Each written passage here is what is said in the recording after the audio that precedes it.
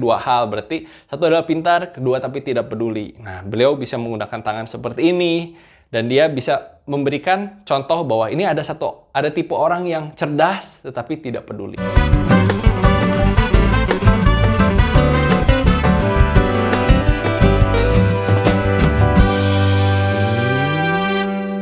Halo teman-teman semua yang kamu pengen belajar public speaking. Kali ini kita ada di segmen Berdili, belajar dari ahli. Dan kali ini kita akan belajar dari salah satu tokoh yang kamu pasti sudah tahu. Beliau adalah Gubernur Jawa Barat. Udah pasti bisa ditebak gitu ya. Dalam pikiran teman-teman pasti adalah Bapak Ridwan Kamil. Nah, di video kali ini beliau bisa dibilang jadi seorang pembicara di sesi yang non formal ya, kalau menurut saya ya.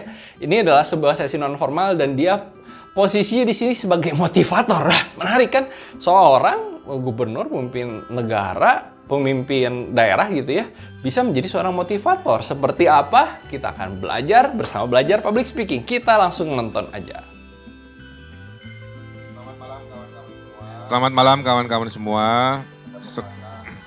Ada pepatah panjang silaturahmi, panjang rezeki, betul?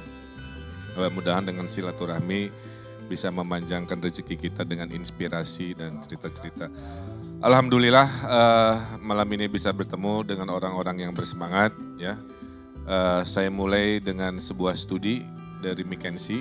Indonesia itu akan jadi ranking 3 negeri terkeren sedunia.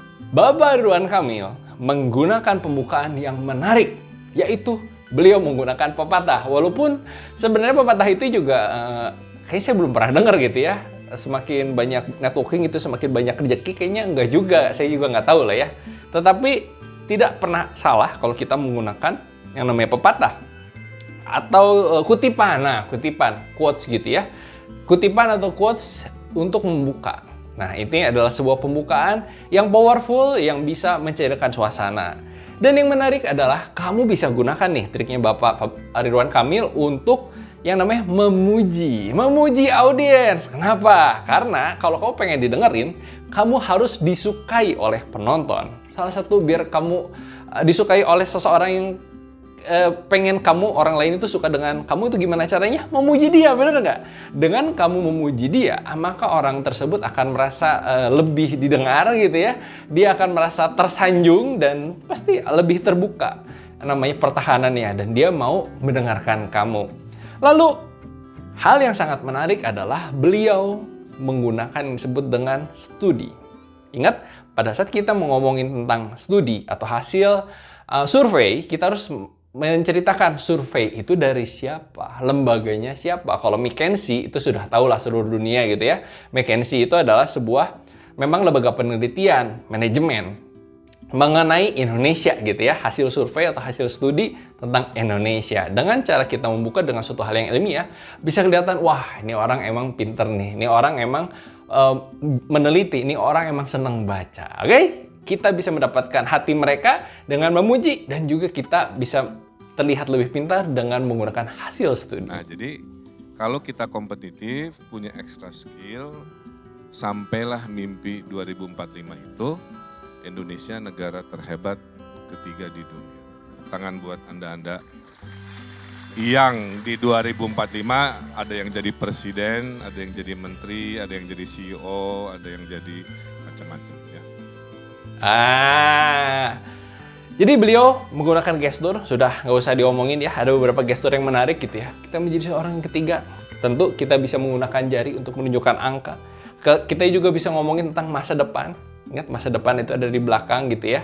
Tapi langkah lebih baik kalau misalnya kita mirroring seperti ini, karena ini sudut pandang kamu seperti ini ya.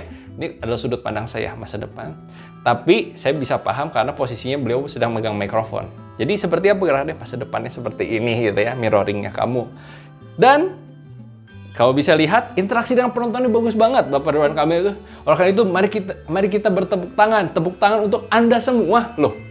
Bukan tepuk tangan terhadap saya sebagai pembicara, sebagai Bapak Ridwan Kamil, tapi Bapak Ridwan Kamil mengajak untuk para audiens memberi tepuk tangan kepada para audiens sendiri.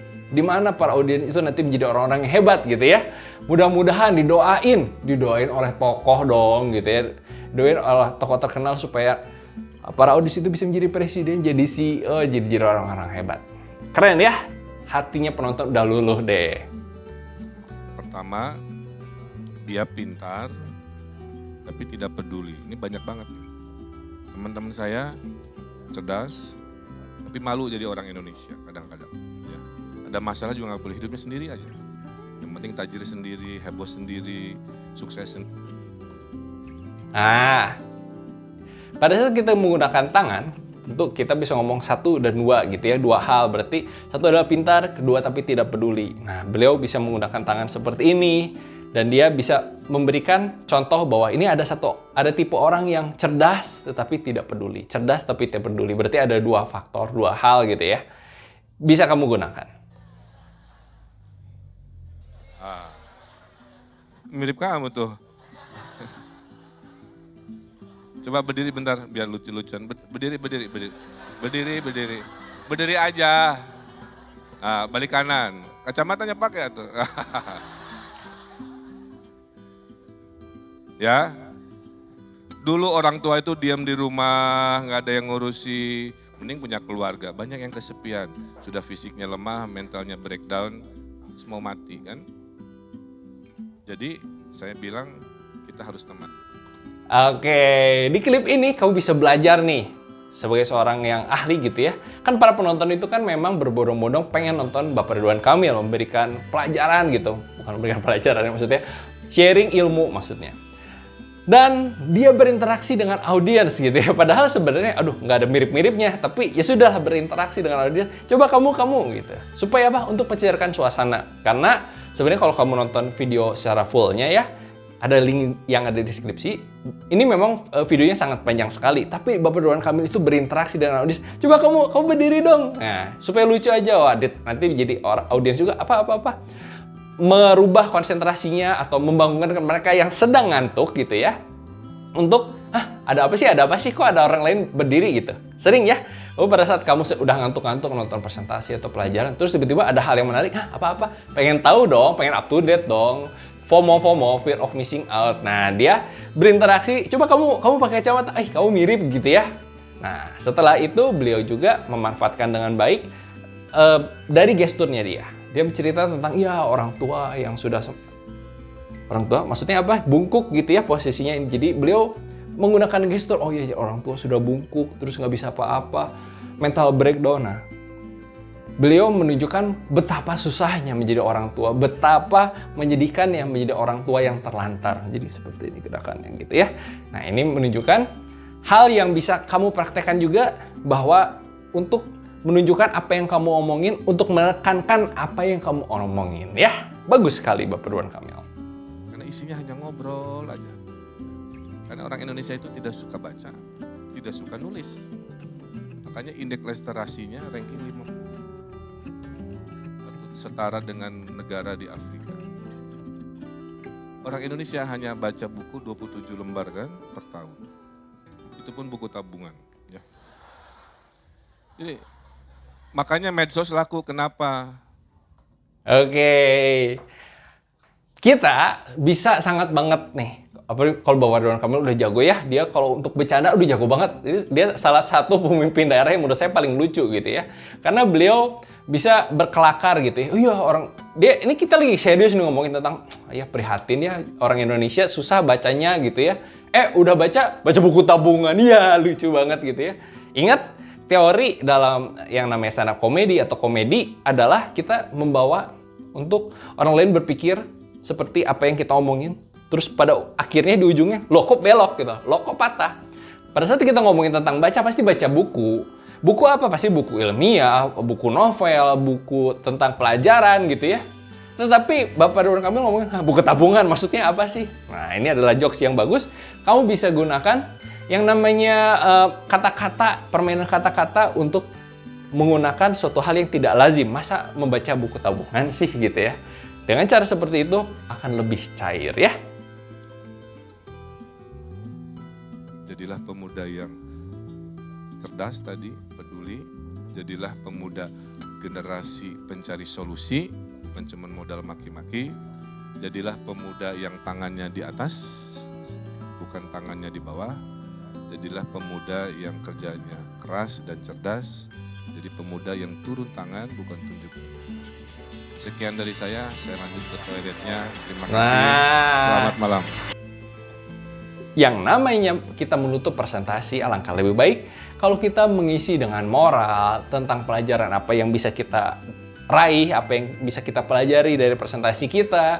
Jadi Bapak Ridwan Kamil menutup presentasinya dengan apa yang bisa kamu pelajari dari speech saya, presentasi saya pada malam hari ini gitu ya. Jadi Bapak Ridwan Kamil ngomong bahwa iya, jadi pemuda itu harus menjadi pemuda yang bertangannya di atas, itu memberi gitu ya, bukan yang meminta-minta. Ini kan dikasih gerakan.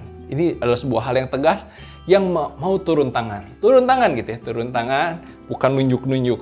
Dan berikan contoh. Jadi ingat yang namanya fungsi tangan itu ya, pada saat kita presentasi kan bingung, daripada taruh di bawah gini, ya kamu tunjukin apa yang kamu omongin. Kalau misalnya ngomong mukul, ya kita memukul. Kita menunjuk, itu menunjuk gitu ya. Kita turun tangan gitu. Tangannya turun gitu. Dengan cara seperti ini, presentasi kamu tidak akan membosankan. Oleh karena itu, kamu bisa belajar banyak dari tokoh-tokoh yang pasti salah satunya adalah idola kamu yang pasti kamu kenal di segmen Berdiri Belajar dari Ahli.